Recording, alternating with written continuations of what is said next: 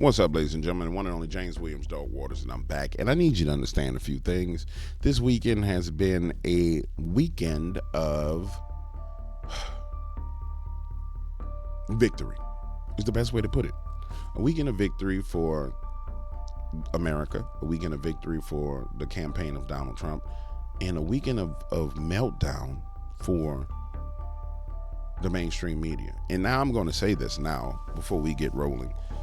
Understand that as we go into the last 2 weeks of this election, and as everything starts to transpire and polls start showing the truth, prepare to see a bigger emotional meltdown than the one you saw during when Donald Trump beat Hillary Clinton. I mean, probably the biggest emotional meltdown you've ever seen in the history of politics is about to happen. That's barring that they don't shoot Trump's plane out the sky. That's barring that they don't slam a truck bomb into his building or blow up Mar-a-Lago. And if that's the case, then you just gonna see violence everywhere. But barring that no crazy disaster happens, you're about to see people have the largest meltdown you've ever seen. And they're suppressing the African American vote numbers. They're suppressing the Latino vote numbers all over polls, and it's clearly obvious at this point in time. I mean, it's super obvious at this point in time what's going on. Michigan rally. Trick, one of the rappers from Michigan, came out and said he wants to see Detroit made great again. Oh no, we don't have our audio coming in through the right place, which means you will pick it up. Here we go. What up, though, Detroit? If y'all know about Trick, y'all know I'm about bringing it all to Detroit. So please welcome the 47th president of the United States as we make Detroit great again. I need you to understand something. So, Trick represents an age group of black males who actually are of age that will vote, that pay attention. Now, there's plenty of younger rappers in Detroit that could have came on stage, but I don't necessarily know them little dudes gonna vote. So when you see Trick on stage with Donald Trump, it's a sign. I mean, it's a huge sign about where black men in Detroit stand as it pertains to politics.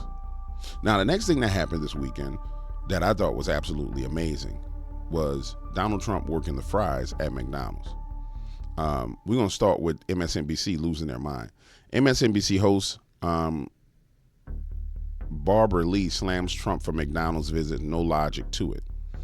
And of course, there's no logic to him going to McDonald's for these people, because they can't relate to the average person. They live in a bubble. So Whoopi Goldberg ain't going to no hood nowhere and hanging out with nobody. Barbara Lee is not going anywhere to hang out with anybody and meet anyone. They're within their castle walls. And so everything that's something of strength, they attack and try to discredit. But when you have Donald Trump going to McDonald's and cooking french fries with ordinary people, and then when you see him taking orders, think about this. The level of humility it shows in a man to go to McDonald's, even though it's known that he loves to eat McDonald's. I mean, he absolutely loves McDonald's. To go to McDonald's, to walk in and to sit there and have the same guy they said racist, to have a black girl give him orders on how to cook fries. But he's racist, right? Matter of fact, let me go find the actual footage.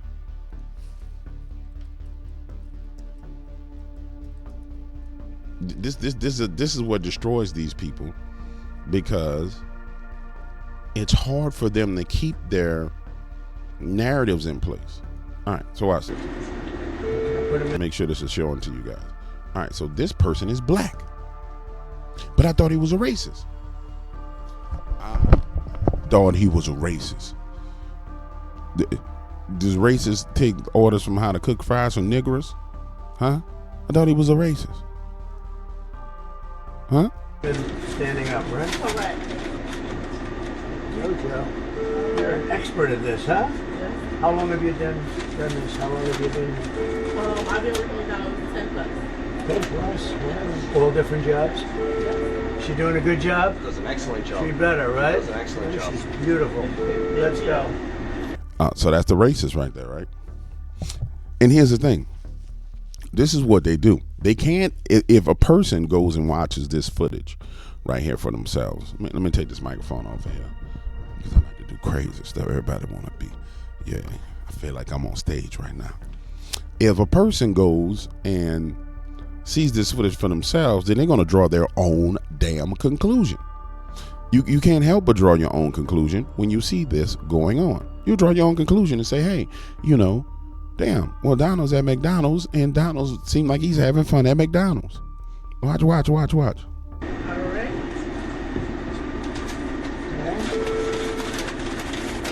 right. How many would you put in a bag like this? Like 6 you could? 6 mediums? 5 is fine. 5? 5 will fit the most. First order, get 3 medium fries, and they're waiting for you. Okay, very good. Let's go. Oh, I see. Now I'm going to see that. Oh, that's your customer out there. Yes. Wow, it's pretty good. Okay, let's say. You believe this? Look at this guy. He's a MAGA guy all the way.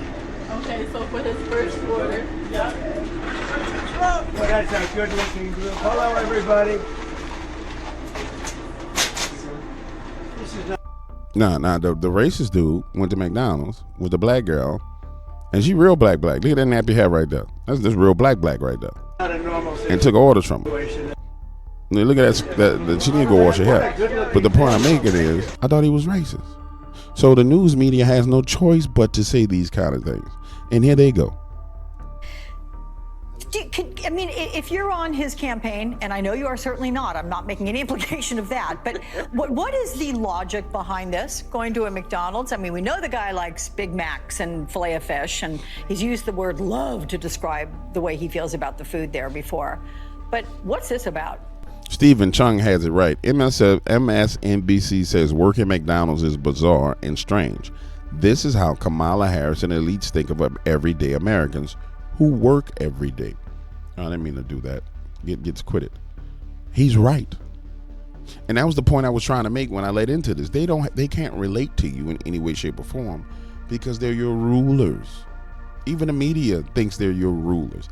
And it would make sense that they believe that they're your rulers and they rule over you, because to them, you're a bunch of dumb idiots that they can tell anything to. And there's no accountability for what they say. I mean, they've never apologized for what they told us in 2019 going on in 2020 for all the lies. They never apologized for all the people who died since then. They haven't apologized for the skyrocketing rates of cancer, breast cancer, ovarian cancer, lung cancer. They haven't apologized for any of that. And more importantly, they haven't been held accountable for it either. There's no logic to it. It's a stunt. He has not put forth an economic agenda. He, as you know, appears to be not well, and he's engaged in some really bizarre types of activities during this campaign. So this is just another one of those stunts that he will continue on through the campaign. And I think that we need to really focus on making sure that he is not elected, of course, because he is a threat to our democracy, but also. Now I want you to listen. I'm gonna rewind this. I want you to listen to all the talking points that she hit in a row. It's almost like she had a list next to her. She's clearly not in studio. She's clearly at home. You can tell by the audio. Let's go through the talking points. To it, it's a stunt. He has not put forth an economic agenda. Number one, he ain't put forth the economic agenda, even though that's all he talks about.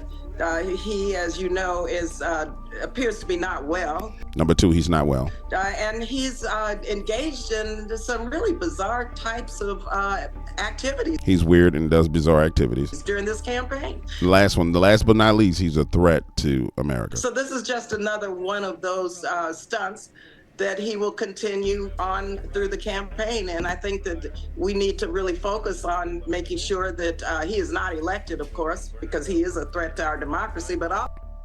And that's the most important thing I want you to understand. He's a threat to our democracy. It's crazy because they tell you what it is. They tell you what it is. He's a threat to our democracy. Our democracy. That shit don't include you and me. That's them.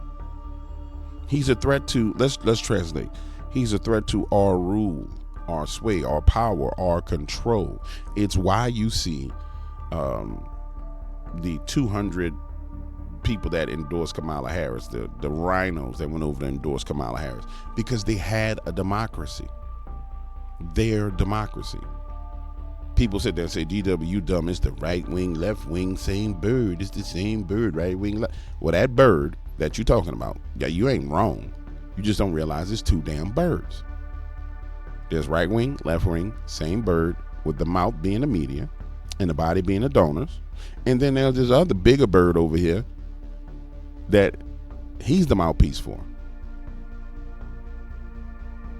And that bird is clawing the other bird to death right now.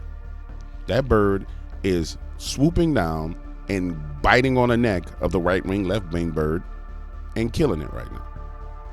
And if you don't see that, then you're missing one of the most pivotal moments in the history of the world. You're living in a pivotal moment in the history of the world, and you're missing it. You'll be that person 30 years from now who go back and read the history books and be like, well, damn, I didn't realize all that was going on back in 2024. I didn't know that's what was happening. Yeah. The most pivotal moment in history is on hand right now. And you shouldn't miss it. You should be aware of it. And that's why I'm talking to you. Now, my advice to you, repent, love you some Jesus, and vote for the Republicans. Don't vote for these damn Democrats. I'm serious. And if you call yourself a Christian and you go to church every day and you vote for Kamala Harris, bruh, you'll understand what that means when you leave your body. I'm going to tell you this. All truth and knowledge is shown to you when you die. As soon as you your spirit pop up out that body, boop, and look around, you're going to say, well, damn, DW was right. He was sure enough was right.